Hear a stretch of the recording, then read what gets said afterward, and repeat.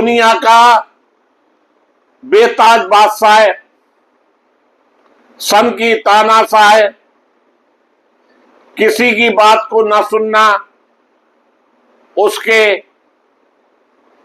Nature में हो, ऐसे तानाशाह को ईरान की वो दुलत्ती पड़ी कि चारों कोने चित्त हो गया।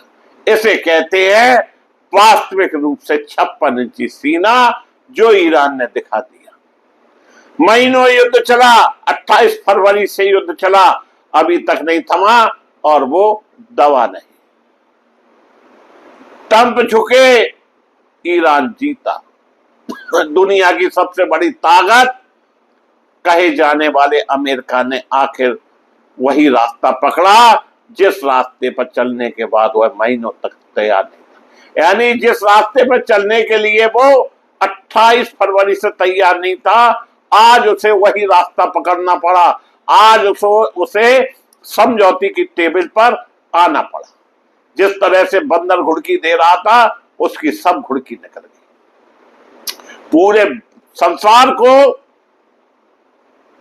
अमेरिका के सन की तानाशाह डोनाल्ड ट्रंप ने परेशान कर दिया और एनर्जी का युद्ध ने अच्छों को पानी मंगवा दिया। जिस ईरान को घुटनों पर लाने की बात हो रही थी, वेनेजुला समझ रहा था कि जिस तरह से वेनेजुला के राष्ट्रपति को अरेस्ट कर लिया, इसी तरह ईरान को भी सड़क पर ला देगा, लेकिन उसके अरमान ठंडे पड़ गए। जिसे परमाणु कार्यक्रम छोड़ने की धमकी दी जा रही थी, जिसके खिलाफ अमेरिका और इजराइल ने पूरा सैन्य, आर्थिक और कूटनीतिक मोर्चा खोल दिया था, आज उसी ईरान के साथ 60 दिन के युद्ध की विराम की बात हो रही है। होर्मुज जल डमरू मध्य को लेकर भी नरमी दिखाई जा रही है। तेल के रास्ते खोलने की चर्चा हो रही है और परमाणु कार्यक्रम पर अब तक कोई अंतिम समझौता सामने नहीं आया। अल जजीरा की रिपोर्ट तो सवाल उठता है दोस्तों, क्या डोनाल्ड ट्रंप ने अपनी ही बनाई रणनीति पर पानी फेर दिया? क्योंकि शुरुआत में कहा गया था कि ईरान झुकेगा, ईरान अपने परमाणु कार्यक्रम को खत्म करेगा और ईरान सारी शर्तें माने। लेकिन अब खबरें आ रही हैं कि बातचीत अभी भी अधूरी है और तेहरान ने कई अमेरिकी दावों को मानने से इनकार कर दिया। और सबसे बड़ा सवाल इजराइल पर, जहां हमारे देश के प्रधानमंत्री नरेंद्र मोदी गए हुए थे और 200 रुपए का मेडल लेकर लौट आए थे और कहा था Israel is fatherland, India is Motherland. कब से इजराइल भारत का बाप हो गया और कब से भारत इजराइल की मां, ये हमारे समझ में आज तक नहीं आया। लेकिन प्रधानमंत्री हैं, बड़े लोग हैं, कुछ भी कहें। जिस पूरे संघर्ष में सबसे आक्रामक भूमिका इजराइल की रही, जिसने लगातार कहा कि ईरान के परमाणु ढांचे को पूरी तरह खत्म करना होगा। अगर अमेरिकी समझौते की तरफ बढ़ता है तो क्या इजराइल से अपनी रणनीतिक हार मानेगा? क्या नेतन्याहू सरकार अब और दबाव बनाएगी? क्या फिर कोई सैन्य कार्रवाई होगी या फिर इजराइल को भी अमेरिकी फैसले के साथ चलना पड़ेगा? क्योंकि पश्चिम एशिया की राजनीति में अकेले इजराइल की ताकत नहीं चलती।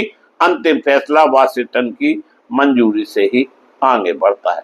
और अब बात करते हैं हिंदुस्तान की। भारत के लिए सबसे बड़ी चिंता, भारत 80% तेल बाहर से लेता है और ईरान हमारा सबसे अच्छा दोस्त था। कई बार हम इस चीज को कह चुके हैं कि मई 19 में हमारे देश के प्रधानमंत्री ने ईरान से तेल खरीदना बंद कर दिया था, जबकि ईरान हमें तेल रुपया में देता था। यूके बैंक में उसका 50 से 60 हजार करोड़ रुपया जमा रहता था। 7 दिन में तेल हिंदुस्तान आ जाता था। अब 60 दिन में आता है, 7 दिन की जगह 60 दिन, और ट्रांसपोर्ट बीमा अलग देना पड़ता है, जबकि ईरान में ट्रांसपोर्ट और बीमा नहीं देना पड़ता। इस पर हमारे देश के प्रधानमंत्री से गोदी मीडिया कोई भी सवाल नहीं पूछती, और आका ने देश का हुक्का पानी अमेरिका के कहने पर बंद कर दिया। इतना ही नहीं दोस्तों, रूस से हम तेल खरीदते थे, कई अरब खरब डॉलर बचाए गए, अच्छा पैसा कमाया, लेकिन रूस से भी तेल लेना अमेरिका के कहने पर बंद कर दिया। फिर भी मोदी भक्त, कुछ भी मोदी भक्त कहते 500 रुपए भी हो जाएगा हम ले लेंगे, औकात नहीं है 100 रुपए की पेट्रोल लेने की, 500 रुपए की बात करते। बकना ही तो है, गाली तो बजाना है, बजा दिया। भारत के लिए सबसे बड़ी चिंता तेल। अगर होर्मुज में तनाव कम होता है, संबंध अच्छे हो रहेंगे, तो कच्चे तेल की कीमतों पर दबाव घट सकता है, भारत को राहत मिल सकती है और महंगाई पर असर पड़ सकता है, बशर्ते हमारे विश्व गुरु के समझ में आए। लेकिन अगर समझौता टूट गया, फिर से मिसाइल चली, तो होर्मुज में संकट लौटा, तो सबसे बड़ा झटका एशिया की अर्थव्यवस्था को लगेगा, जिसमें भारत भी शामिल है। अब आते हैं उस सवाल पर जिसे लेकर सोशल मीडिया में बहस छिड़ी।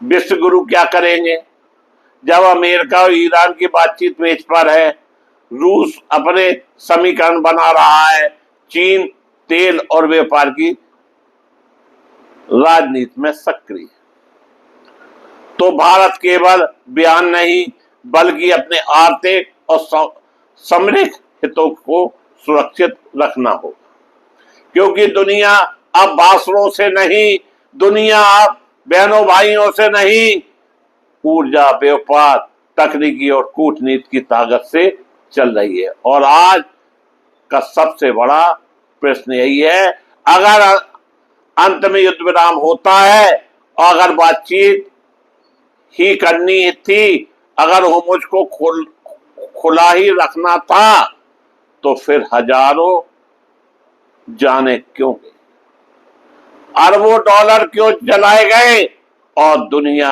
तीसरे विश्व युद्ध के डर से क्यों ढकेला गया। दोस्तों, यही सवाल आज वाशिंगटन से लेकर तेहरान, अबीब से लेकर नई दिल्ली तक गूंज रहा। इतना ही नहीं, अमेरिका जितना भी नुकसान ईरान का हुआ है, लगभग हिंदुस्तान करेंसी के हिसाब से 25 लाख करोड़ का भुगतान भी करेगा और घुटने भी टेकेगा और हाथ भी जोड़ेगा कि माई बाप हमें छोड़ दो, हमें अभी युद्ध तुम्हारे साथ नहीं करना है, जो कुछ हुआ उसे भूलो। और निश्चित रूप से किसी हद तक यह ठीक है, जिस तरह से दुनिया में महंगाई बढ़ रही है, ऊर्जा संकट बढ़ रहा है, इसके बगैर किसी का काम नहीं चलता। युद्ध रुकना एक अच्छी बात है। इसी के साथ हम आप सभी को धन्यवाद देता हुआ अपनी बात समाप्त करते हैं।